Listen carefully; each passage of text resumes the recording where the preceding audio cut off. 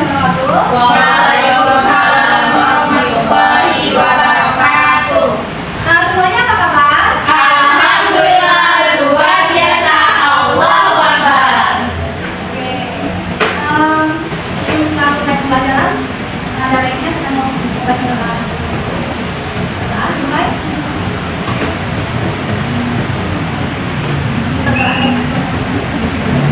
Oke, baik, hari ini siapa yang nggak hadir? Yang lulus dan lulus sama Kalina Bu. Kenapa mereka? Bolos satu. Ya.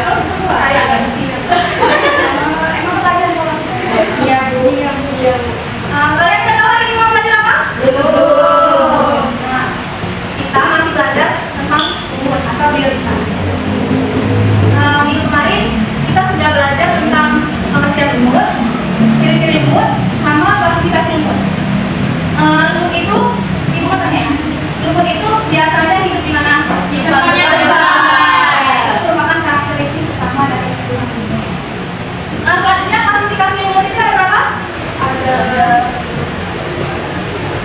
Ada tiga. Apa?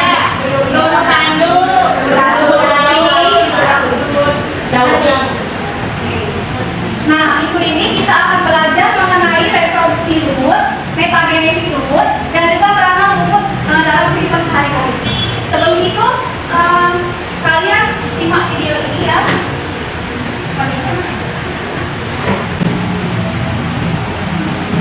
Nah, jadi ini tuh ya, kita tentang reproduksi, metagenesis, dan juga peranan lumut. Reproduksi itu pada lumut mengalami reproduksi secara vegetatif dan juga generatif. Untuk reproduksi vegetatif itu pembentukan sporanya melalui pembelahan meiosis.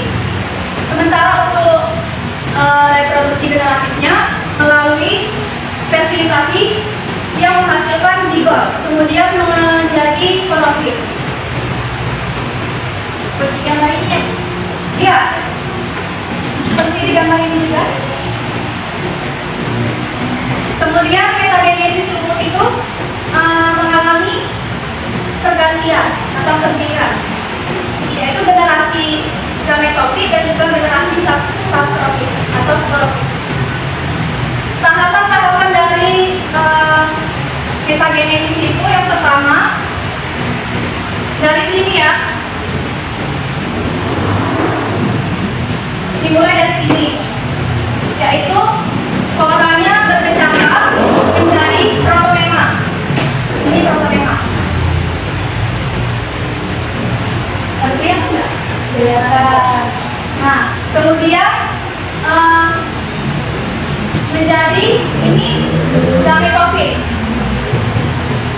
atau tumbuhan lumut itu sendiri. Kemudian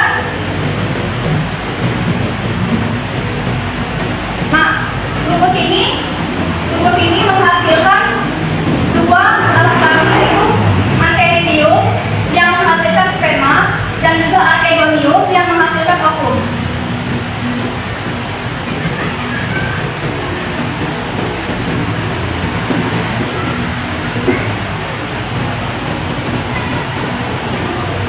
Kemudian terjadi fertilisasi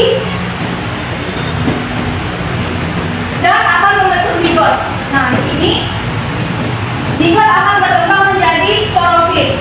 Di dalam sporofit ini terdapat sporanium atau kotak spora yang akan mengalami perubahan meiosis menjadi spora kembali.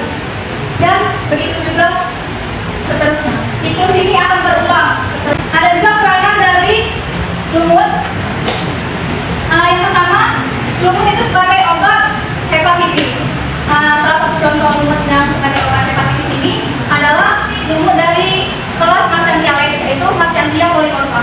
Yang kedua itu sebagai bahan untuk pembalut atau bahan makan. Yang ketiga itu sebagai sumber penyedia air pada saat musim kemarau. Yang keempat sebagai penyedia oksigen bagi lingkungan. Nah, ini juga bermanfaat bagi ekosistem. Akan proses metagenesis lumut ini dari Mas sudah paham atau belum? Sudah.